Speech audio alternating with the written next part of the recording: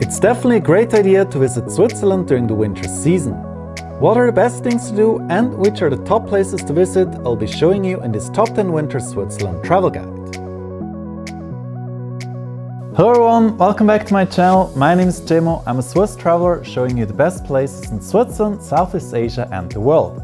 Now let's directly get started with number 10, and that would be magical Lauterbrunnen.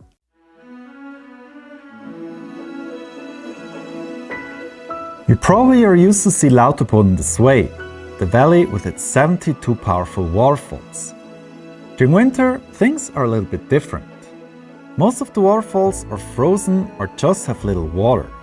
I do find the waterfalls somewhat a lot more impressive when they are frozen. They look like giant organs. The village of Lauterbrunnen is very much worth to be visited during winter. The major reason is the fact that it's a lot less touristy than during the summer season.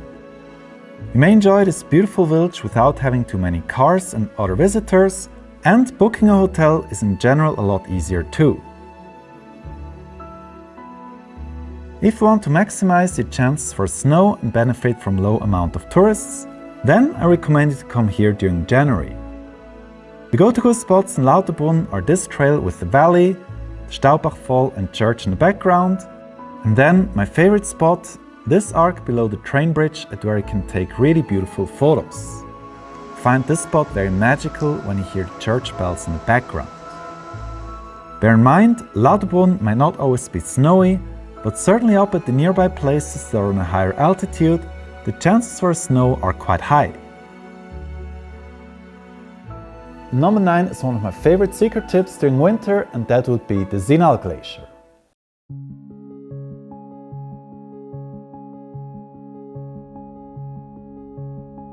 This is my favorite secret spot during winter. Being hyped a lot in 2021, the Zinal ice cave is again less touristy these days. You will have to go for a winter hike, starting in Zinal, and then walk up for around 90 minutes uphill through the snow. The hike is not too difficult and it's also quite enjoyable. Best is to start early, around 9 o'clock, to ensure of having good light during your visit at the cave. Once you reach the ice cave, you'll find yourself in an environment that could be from the movie Frozen. The glacier cave is truly enchanting, especially because for once it's natural and not man-made. Definitely a very highlight during winter in Switzerland. Do bring along crampons, you might rent them at ski shops. With these you'll be able to walk on the ice inside the glacier cave, otherwise it'll be really slippery. At number 8 I'm going to take you to one of the most enchanting lakes, and that would be the Blausee.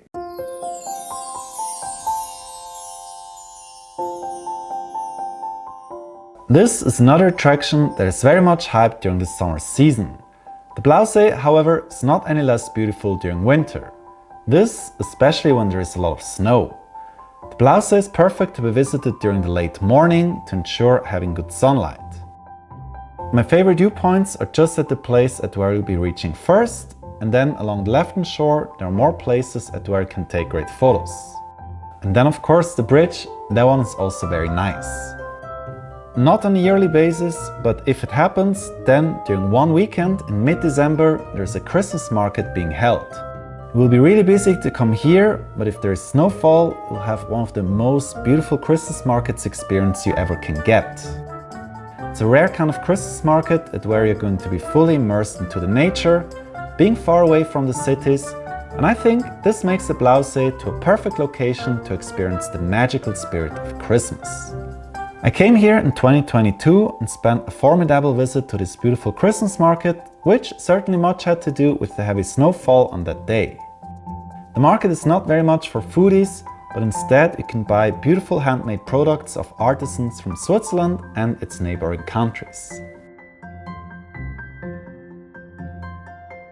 Do also go into the forest, which is very unique. There are many rocks around, something that I find makes this forest very interesting to be explored. For number 7 we have to change the canton of Graubünden to Arosa.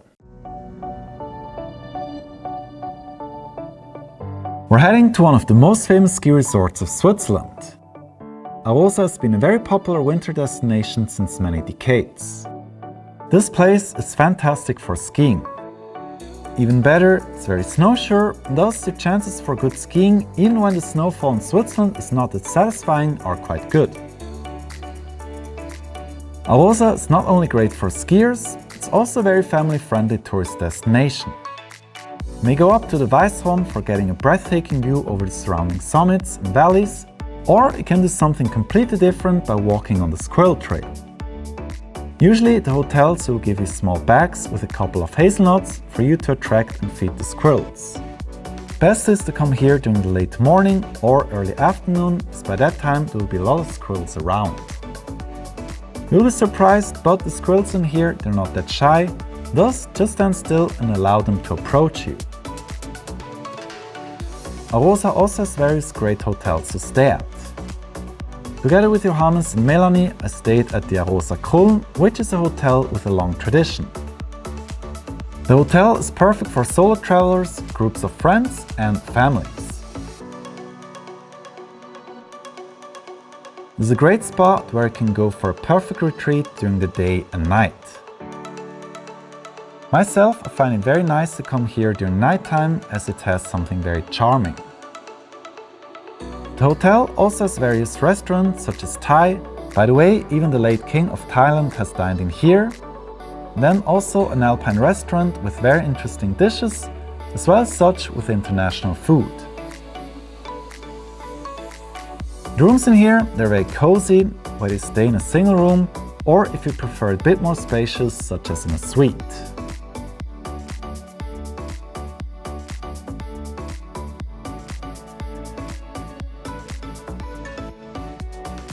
Number 6 is a rather quiet spot, and that would be the beautiful village of Bosco Gurin.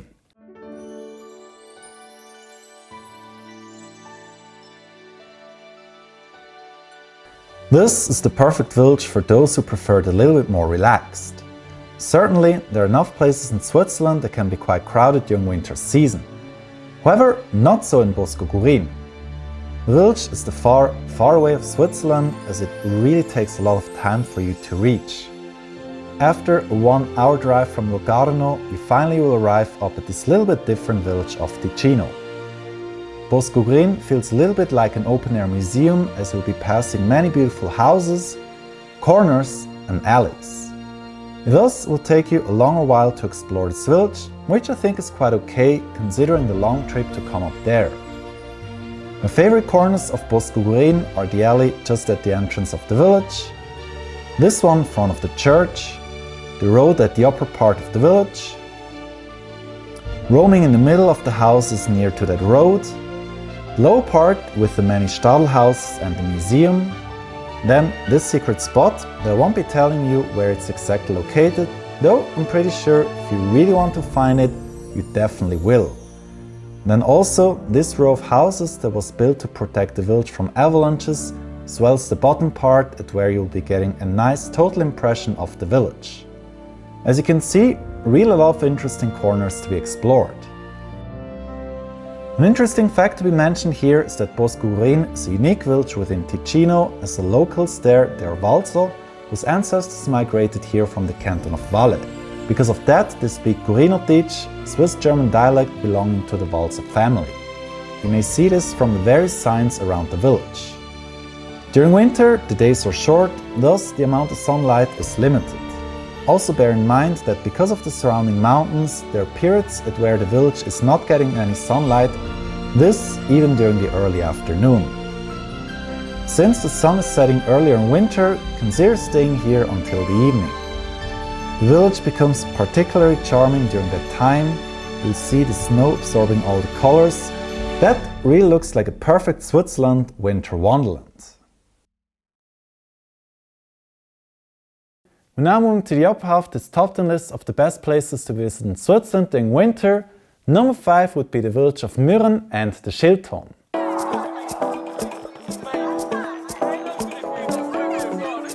In here you can experience the best of activities to be combined for in just one day. Let's first start with the beautiful village of Mürren. Similarly to Saas-Fee and Zermatt, Mürren is car-free. However, due to its smaller size, it feels a lot more relaxed up there, And you won't see any of these electric vehicles as in the other destinations. Mürren is quiet, but I think that's exactly what it gives this village its charm. In addition, due to it being higher up than nearby Lauterbrunnen, the chance for presence of snow is quite increased. When being covered with snow, Mürren is a true winter wonderland, during day and night. There are a couple of hotels to stay up there. You even can visit some of the restaurants that serve traditionally Swiss dishes like fondue. Mürren is small and quickly explored.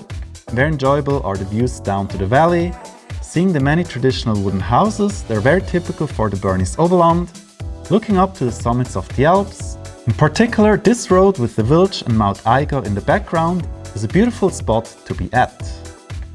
It's thus no surprise why you would always see this image all over Instagram. Visiting the village of Mürren is one of the activities. However, you may make your day more memorable by heading up to the Allmendhügel and trying out the toboggan run. This one is very beginner friendly and takes roughly 20 minutes. You may rent sledges directly in the town of Mürren. The toboggan run is really fun, especially the last part at where you enter the village. My friend Ita and I, we had a lot of fun. The only thing we regretted was that we did not have more time to go for additional runs. We're not done yet with Mürren. There is one more attraction that you have to visit, and that is the Schilthorn. It takes another 2 cabin rides to arrive up at the summit. Because of that, I think it's best to first access the Schilthorn and only afterwards exploring the village of Mürren and then going for sledding. The Schilthorn is one of the most famous summits that tourists can visit in Switzerland. This is because the James Bond movie and Her Majesty's Secret Service has been recorded in here. From the Schilthorn you will get a beautiful panorama over the Swiss Alps, as well as the famous trio of Aigo, Mönch and Jungfrau. On the other side you may see Thun and its lake, as well as the northern Swiss Alps.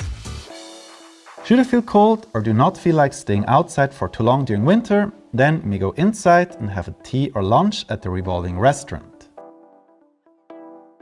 From there you may enjoy the breathtaking panoramic views from indoors, which is definitely very cozy. The Schilthorn is not only among the most famous summits of Switzerland, but also the best ones you could visit. I know many of you wonder whether it's more worth to go up to the Jungfrau Joch or the Schilthorn.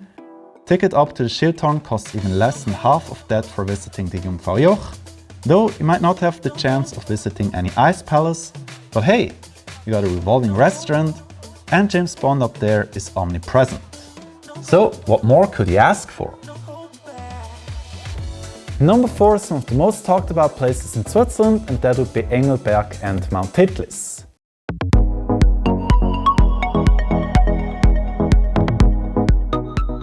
This is a place you probably might already have considered to visit. Engelberg is no doubt one of the biggest tourism magnets of the Swiss Alps. This for very good reasons. Its proximity to Zurich is very convenient for one-day travelers. In less than 2 hours by train you will arrive at this village. The go-to-go spot in Engelberg is of course Mount Titlis. In order to head up there you'll have to take 3 cabin rides. This will take a little bit of your time, but no worries, it's really worth to go up there. At the first station called Trübsee you can go for snow tubing, but before I'm going to expand on that, I recommend you to first directly head up to the furthest point to the Titlis. Last ride, that one is a very special one, as the cabin is rotating, which gives you already a good panoramic impression of the central Swiss Alps. At the top there are multiple things you can do. First, there's a small glacier cave that you can visit for free.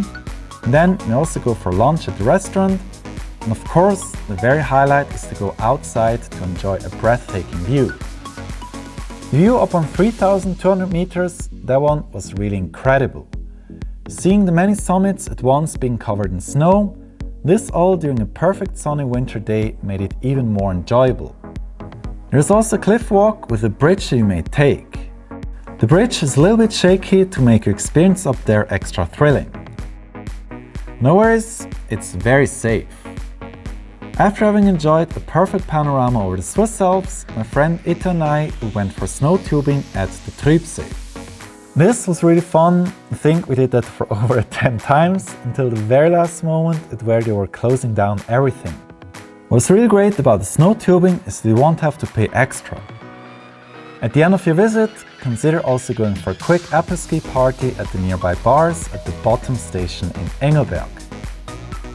Now moving up to the podium of the top 10 things to do in Switzerland during winter, number 3 would be going up to the Grindelwald First.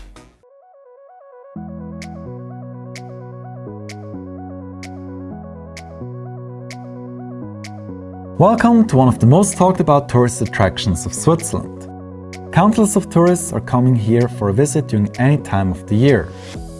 While the village is worth a visit, the best place is actually higher up at the First. In order to go up there, you'll have to take 2 cabin rides. I traveled there with Laura for a collaboration with the local tourism board of the Jungfrau region. Grindelwald is part of the largest winter and ski resorts in Switzerland that also includes Lauterbrunnen and Schilthorn. Don't worry, if you don't ski, visit up to the Grindelwald First is anyway very much worth it, even if you come here with your toddlers. At the First you may enjoy a breathtaking view over the Swiss Alps. You may see the iconic trio of Eiger, Mönch and Jungfrau, 3 mountains that already have fascinated the English visitors in the 19th century, recognize the potential of this region for tourism.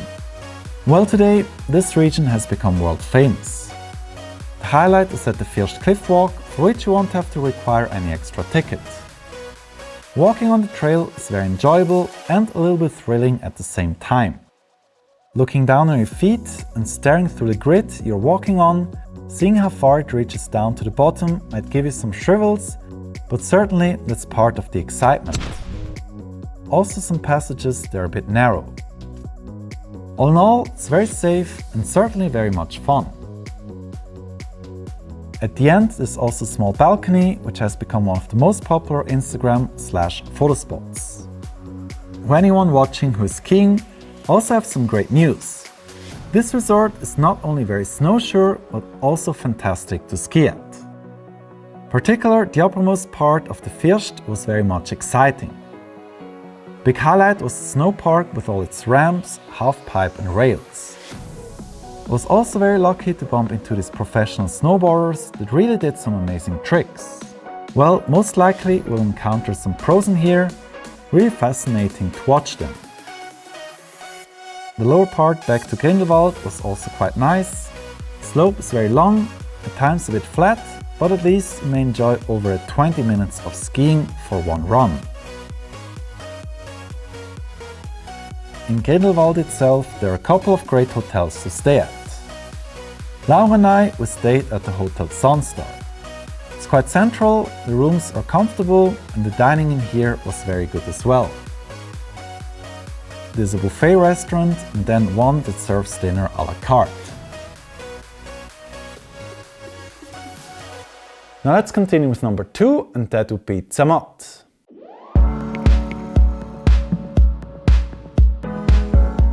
I have to say, it's always very special being up in Zermatt. Yes, it's a major tourist destination in Switzerland, and yes, it can be crowded at times, but none of that takes away the magic from this place. Zermatt is located in the canton of Valais, near the border of Italy. It's a car-free village, only local electric vehicles are allowed, travelers will have to arrive here by train.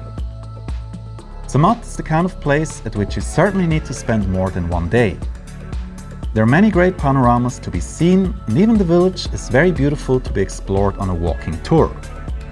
Zermatt is full of wooden chalets and hotels that really nicely blend together. The points that you definitely should visit are the river promenade along the Fischbach, the old town at the Hinterdorfstraße. Over there you may see many of these traditional wooden Stadelhouses, then the Bahnhofstraße, which is a shopping boulevard, and then the upper part after the church. There are of course many more beautiful corners to be discovered. I would say give it at least 1 hour to tour around. Zermatt is of course very beautiful when there's a lot of sun, but I have to say I really prefer dim snowfall as there's something very magical about it. Especially during the night, it's very enchanting to walk in the alleys watching the falling snowflakes. Zermatt has multiple attractions. The most known one would be the one at the Gornergrat. To head up there, you first will have to take a magical train ride that first crosses the village and then ascends over multiple curves up to over 3,000 meters. During the train ride, you'll get to see the Matterhorn and the village from various perspectives. Having arrived on the ridge, you'll get a perfect side view of the Matterhorn. From there, it looks like a triangle. There's of course more to see up there: the massive Gorner Glacier, the Klein Matterhorn, which actually also can go up to, I'm going to talk about that later, and then the Dufourspitze, which is the tallest mountain of Switzerland. The train stops at multiple stations. Worth to go out on your way down is the Rotenboden. From there you may hike down to the Refuel, which only takes 10 minutes. If you're lucky, the ice at the lake is thick enough, so you can go for some sliding. That's what Johannes and I did, and I do have to say, really had a great time up there in the year 2020. During the winter season, you may also rent a sledge at the Rotenboden station and go for the toboggan run down to the Refuelberg. The toboggan run is really fun, actually quite fast and thrilling for beginners, but it's manageable. My friend Reese, he was saying that this was one of his highlights during his winter visit in Switzerland. My favorite viewpoint is up at the Rothorn. You may ascend there by taking this underground funicular, followed by 2 cabin rides. Bear in mind, the Rothorn is not accessible on every day, so proper planning is required. From the Rothorn, you'll get a perfect frontal view over the Matterhorn. You can see it looks like a pyramid. That's why this mountain has been fascinating so many travelers. The most thrilling attraction, in my opinion, is the Klein Matterhorn, which is the highest station in all of Europe. At the upper part of the village of Zermatt, you will need to take 2 cabin rides to reach the Tolkaner Steg. Get out there and enjoy seeing the Matterhorn from very close before you continue your trip to the top station. Here also very important, it's very windy up there, thus there are days at which you cannot access the Klein Matterhorn. Last cabin ride is very steep, a little bit scary, but certainly that's an amazing experience. At the top station you get a nice 360 degrees panorama over the Swiss and Italian Alps. You'll be basically at the border to Italy. It's very windy on the platform and cold, but no worries, you may enjoy it a little bit more quiet at the inside of the Klein Matterhorn Glacier. This attraction is called Matterhorn Glacier Paradise.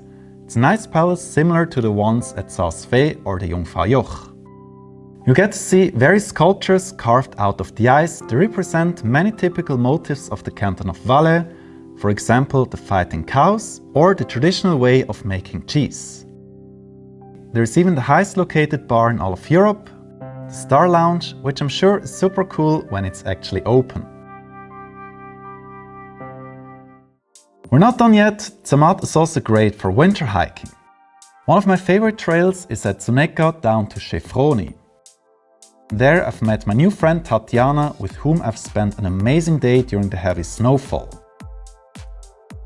We're doing a lot of silly things, helping skiers who fell to get up again, well, just making the best of the day despite the poor visibility. There's also a hiking trail from Furi down to Zermatt, which takes only roughly 1 hour. It's easy and you may stop at various bars joining the skiers for après-ski. Before I'm going to reveal you the #1 most beautiful place in Switzerland during winter, here are a few top honorable mentions. The village of Bergün and the toboggan run, the Gums Bridge, enjoying a train ride through the Swiss Alps, and Champelag. And now the best place to be visited in Switzerland during winter, #1 would be Verbier and the Mont-Fort. If you're a winter lover, and especially if you're into skiing, then I'm pretty sure you've heard about Verbier and Gatrevalle. This one is one of the largest ski resorts in the entire world.